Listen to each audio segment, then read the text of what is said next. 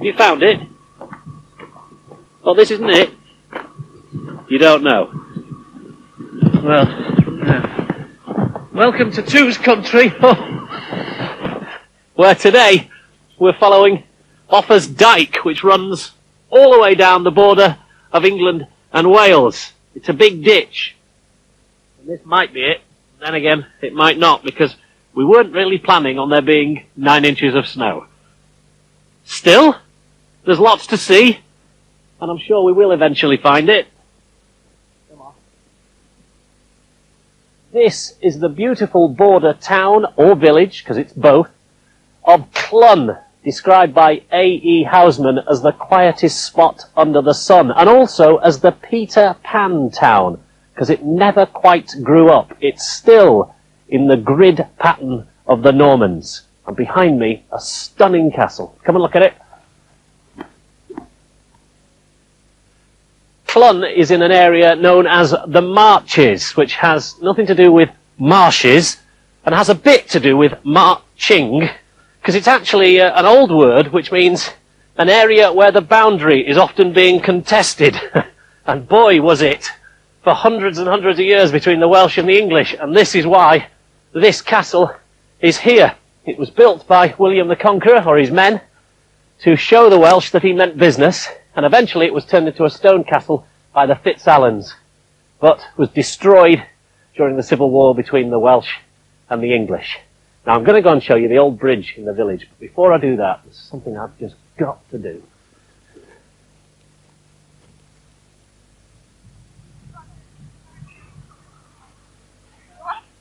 Well, you've got to do it, haven't you? Come on.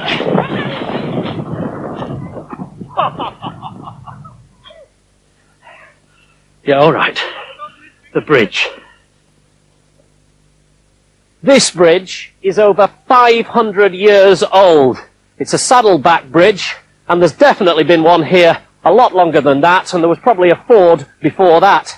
Back in 1204, this village was granted a 3-day charter to hold a fair, and at the time there were 1,000 people living in the village. Before that, even more. Nowadays, there's only 800. So as time's gone on, it's actually shrunk in size. Now, shall we go and find that dyke? Good. Well, you know a man who can, as it were. All right then, lead on.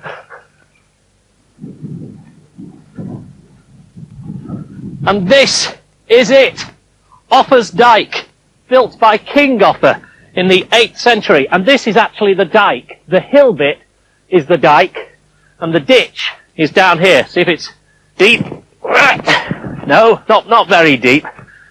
There's a thought that at one time this could have been as much as 40 feet deep. But who knows what it was that long ago. Dave McGlade is from the organisation that looks after the path along Offa'S Dyke and also helps preserve the dyke itself. Hiya, Dave. Hello there. I mean, what was it? Was it a defensive line, or was it just an agreed boundary? Basically, there's two schools of thought. An archaeologist called Cyril Fox, writing in the 1920s and 30s, he believes that it was in fact just an agreed frontier, agreed between the Welsh chiefs, the British in those days, and the Mercians in England. Whereas another archaeologist writing in the 60s and 70s, he actually says that it was in fact a defensive frontier, and there possibly would have been a wooden palisade built on the top as well. What do you think? Well, I prefer to sit on the fence. Quite literally. All right, now let's get over it and walk along. How long is it? Well, the actual dyke is 80 miles, stretches of it, but the... 80 miles? Yes, indeed. But although the footpath runs for 170 miles. 170 miles. You fancy a walk? No, I didn't think you would. Please yourself. I'm going for a stroll with David. It's a beautiful day for it. It's wonderful, isn't it? Absolutely gorgeous. Right. It's a good day. You won't see it any better than this, I wouldn't have thought. See that? It's the Green Price Memorial. Built by Green Price. Who was a rich geezer. Now then, I've had enough of Offa'S Dyke for the moment. I managed a couple of miles, except for one final thought. Do you know there's another theory to how it was built? The devil ploughed it in just one night.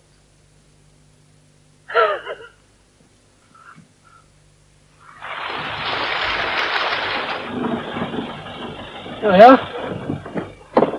Walcott Hall in Walcott.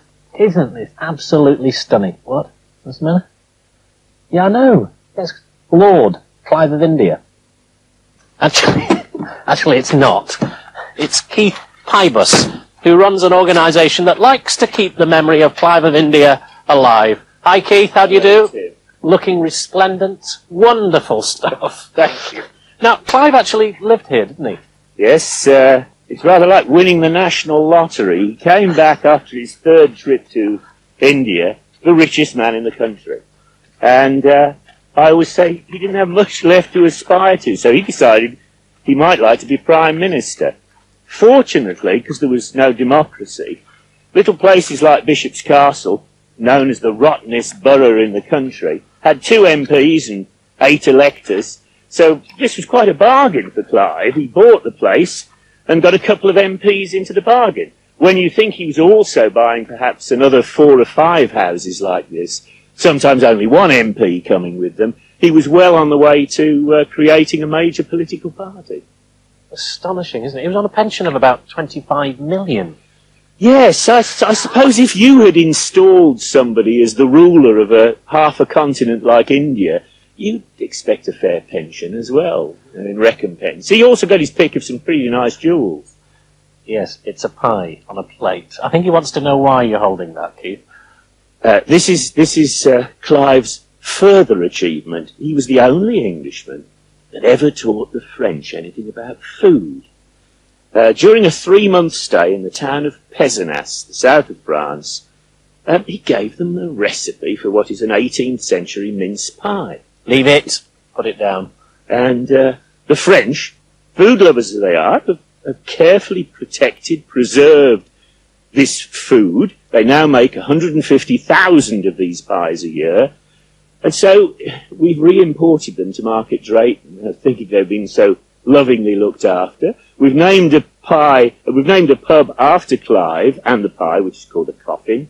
So you can now eat the very pies that Clive of India was eating in 1768. Marvellous stuff. A wonderful eccentric. We meet loads of them, don't we? Just a few miles on from Walcott Hall is this beautifully historic town of Bishop's Castle. There was indeed a castle up at the top, but it's long since gone. Now these are the burgage plots that were laid out coming down from the castle by the Normans. Long, thin plots of land with a gap either side known as shuts. And they were laid out to encourage people to settle here, to produce food, to sell it, and give some tax to the owner of the castle. Now, this one, which has been altered since about the 1500s, you see the markings that the carpenter has put on there. That's to show that those 2 pieces of wood go together, and there are similar markings on all of the junctions. And that's because these fronts were actually built in the builder's yard, brought here, assembled, and then the whole lot was pulled up on a rope. The whole of the front was put up like that.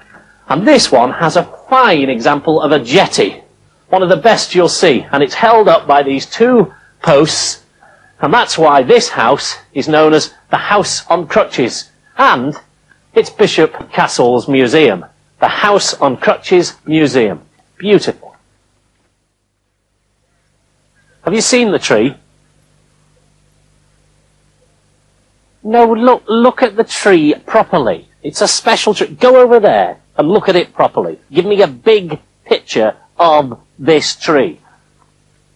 It's a special tree because when you turn around you will see it is covered in flags. Some say it's to do with Charles II going back to the throne on the 29th of May 1660. Others say it's because a squire got married and it marks that day about 100 years later. Whatever the reason, where are you going? Whatever the reason, they have a big do here in Aston-on-Clun once a year. Oh look, forget it. You've missed the dance and the coffee morning. Some climbs are worth the effort, and this is one of them. Berry Ditches Hill Fort, which is above Clunton.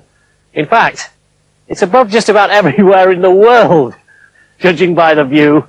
Stunning Iron Age fort, You can still see the outer defensive wall, the inner wall, and this is where a huge settlement lived for a long time during the millennium before Christ. Nowadays it's only populated by sheep and 2 people who are extremely impressed. Yes? Yes. Down from the great heights to this fantastic Elizabethan house called Castle Lodge in Castle Square in Ludlow. And there's a brilliant story inside. Come and meet Gwen, the owner. Gwen, tell us what you saw the first time. Well, it all started when 2 people came downstairs and asked and told me that the cats upstairs were playing up. I must explain that these 2 rooms here were occupied by my cats when we first moved in, and I had a bed spring across the main passage there to stop them getting out and the public moving in. We're open to the public, you understand, and it's a house under restoration. Anyway, someone came and said that the poor cats were playing up, and I came bolting up that door there and started to fiddle with this door. The string is still on. I was just undoing the string on the door there for the cats to see what was wrong, and I could see someone moving about in that room. And I thought, how on earth did they get in there? So I thought I'd show them out. I was a bit annoyed. I thought somebody had prowled up where they shouldn't. And I took a couple of steps down the passageway, and there was a girl there. She was coming out, and she was moving very quickly. She was running like that, running down the passageway. And I stepped out of her way as fast as I could. Well, anyone would. It's a natural reflex. Anyway, she just carried on running, straight past me, through the bed spring, into the room the other side, and I nearly died. I just stood here like a lemon. I couldn't believe it. I'd seen the impossible. I'd seen something solid go through something solid, because she's as solid as you are. Absolutely. She's got a lovely little round fat face. She's nice.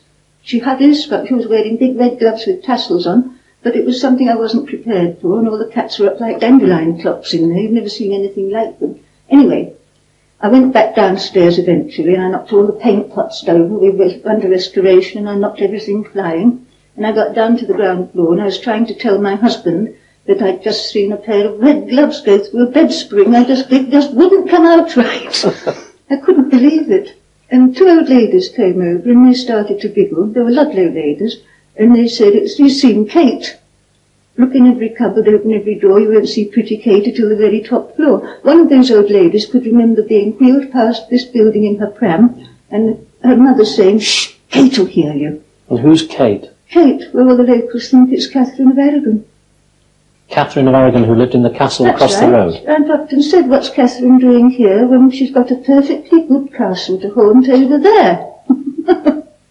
But she is here, and she's nice. Yeah, okay. I've probably scared you enough. Come on in to the Feathers, a lovely old hotel where we can spend the night. Hi. Good evening, sir. Good evening. Do you have a room book? We do, actually, yes. I was just wondering, though, it's such an old hotel. Is it haunted at all? Oh, yes, sir. Room 211 is the haunted room. Is it? Could you give that one to him? Oh, yes, no problem, sir. That's available. 1 minute. You'll have to fill one of these in. There you are, 211.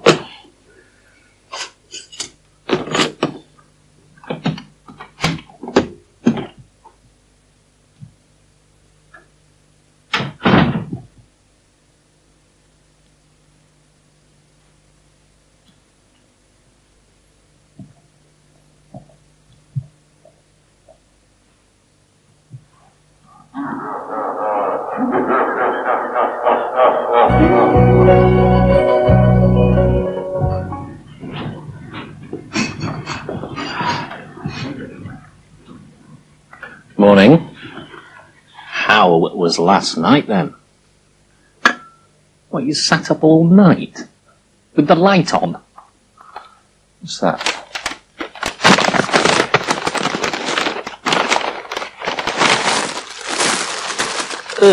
What's this? Oh, Mum. These are the oatcakes you posted in Stoke. You don't put the marmalade on first. You idiots. Right, get your breakfast, and then I'm going to show you one of Britain's best kept treasures. This has to be one of the finest examples of a fortified manor house that you're going to find anywhere in the world. I don't care where. Stokesay Castle, beautiful little door, mind your head. Although actually it's not a castle at all. It was the home of Lawrence of Ludlow, a wealthy sheep merchant in the 13th century who fortified his home to protect himself and also to show off a bit about how wealthy he was. He had his business in Ludlow and yet he traded in Shrewsbury, so this was smack in the middle. Oh, what a stunning place it is. This is the oldest part, the North Tower, which is 13th century. Let's go up this rickety old staircase. It's ever so difficult to negotiate because the stairs wobble all over the place and they're very thin. But follow me, and you trip then. And these are the living quarters that date back to the 13th century up here. Not the bit over there that hangs over the moat. That came later with the windows and the leaded, but this bit that I'm in now, the wind would have howled through here, and the way you'd have kept yourself warm would be with this enormous fire. The holes up here would have had spits, and you'd have meat and all sorts hanging over that. Stunning! And through here, in those days, the way you show off your wealth, teeth right, was by having a high roof. Look how high the roof is on the Great Hall. And he was showing everyone exactly how wealthy he was. Can you imagine the dancing going on down there? The musicians up here playing for everyone?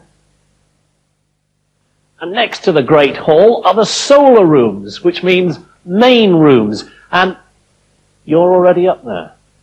What did you do? Have a look round, and then I'll tell you all about it.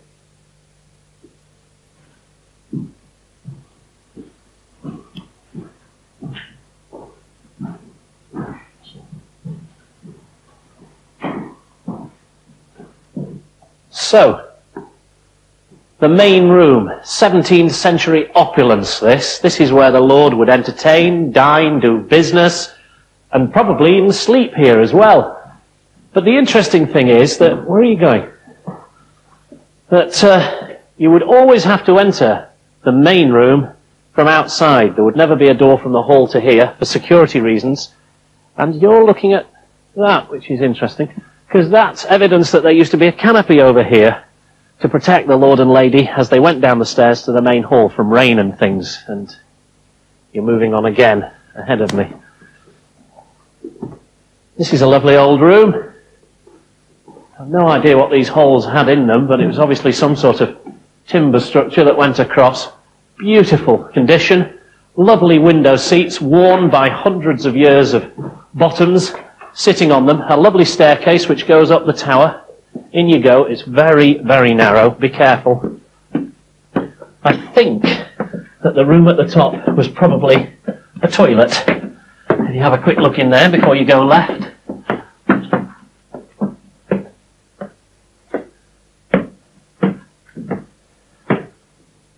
And then into this, another splendid 13th century room. The only reason this whole building has survived so well is that it never really came under siege, apart from in the Civil War when Charles was having a bit of a battle with old Cromwell. And the troops that were held up in here, when they were asked to hand over the castle, they did.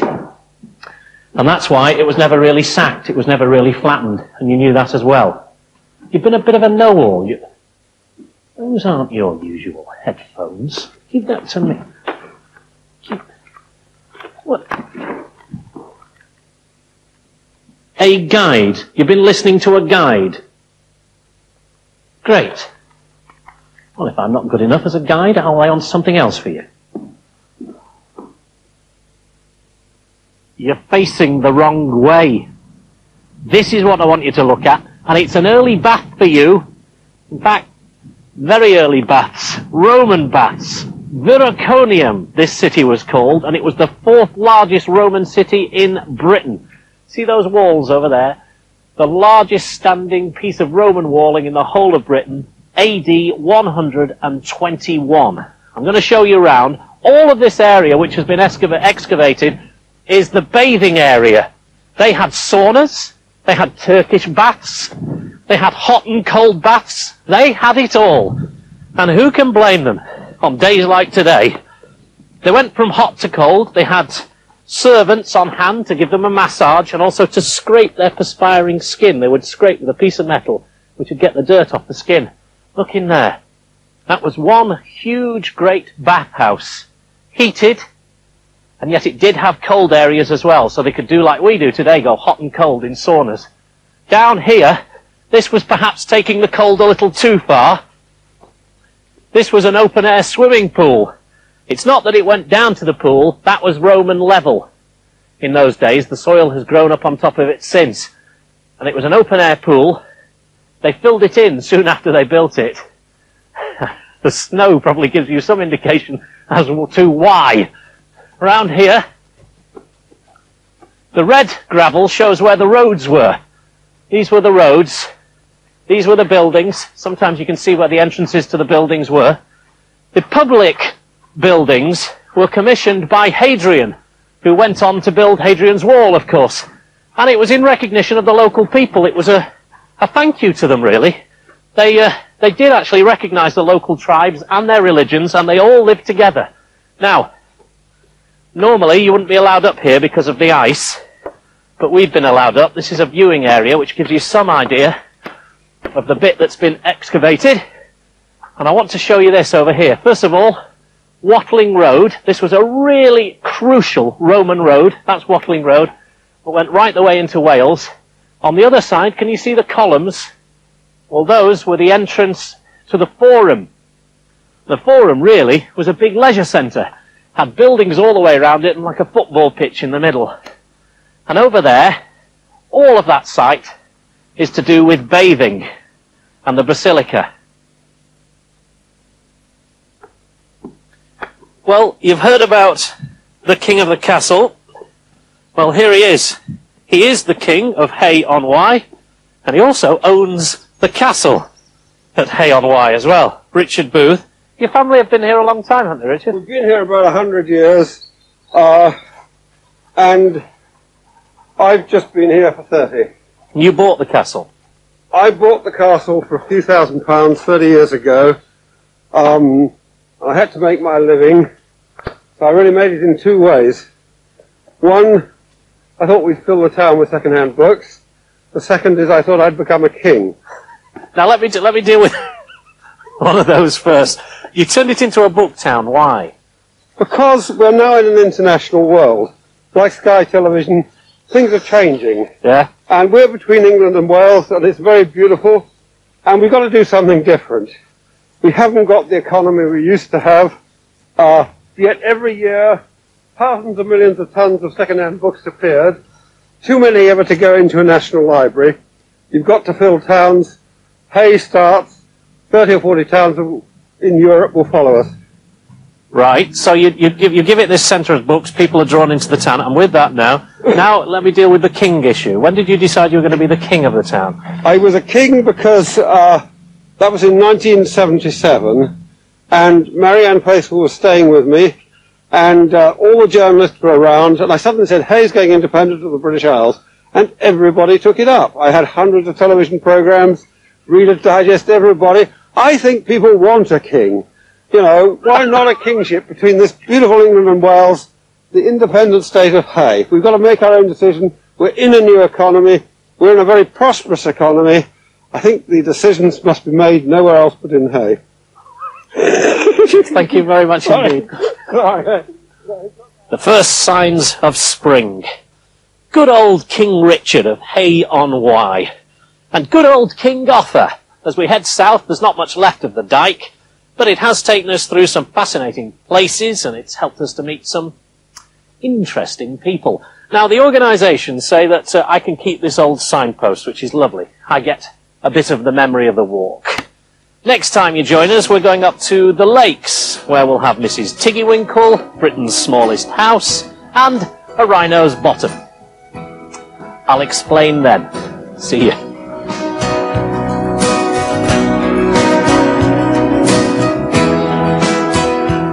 Rex Hunt is here next on Discovery, and on Home and Leisure Digital, it's time to travel to Liverpool for the Close Guide, today tackling the workings of a car.